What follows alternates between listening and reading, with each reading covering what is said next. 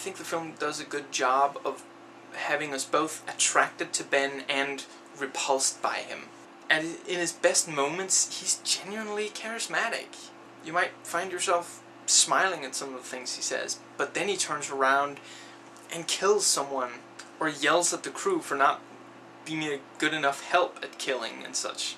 I also think this does really well at gradually having the crew become more and more involved, and then suddenly we have the rape.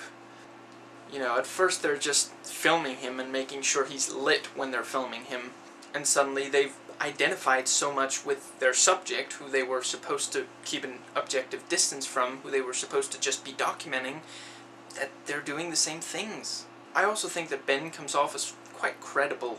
You can tell that he's sort of ashamed at the dinner table after having shot, I think it was yet another sound guy.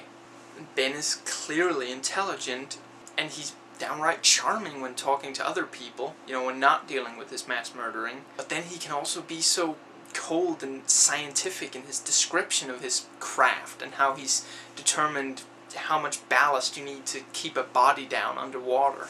It's interesting to argue whether or not there's too much violence in the film, whether it falls into the trap it's set out to expose, so to speak. It reveals society's and the media's addiction to violence very well, but there's also so much violence in the film itself, and it's interesting to debate whether or not that empowers it or takes away from it. Perhaps all the violence is supposed to induce a sort of numbness, so that by the end of the film you no longer really care about violence, much in the way that arguably continued exposure to new violent movies, ranging from action movies with gory revenge to outright torture porn. I don't know, I'm not sure.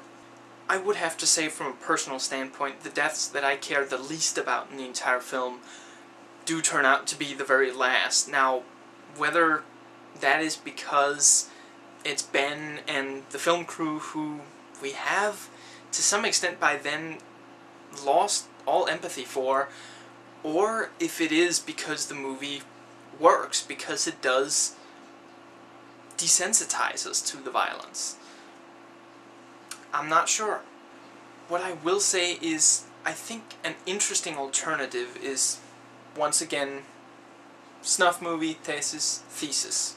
I won't give it away for anyone who hasn't watched that movie, but the way it handles the violence is to me very interesting, and I think its effect on the audience really says a lot, and I think Amenabar completely nailed that one.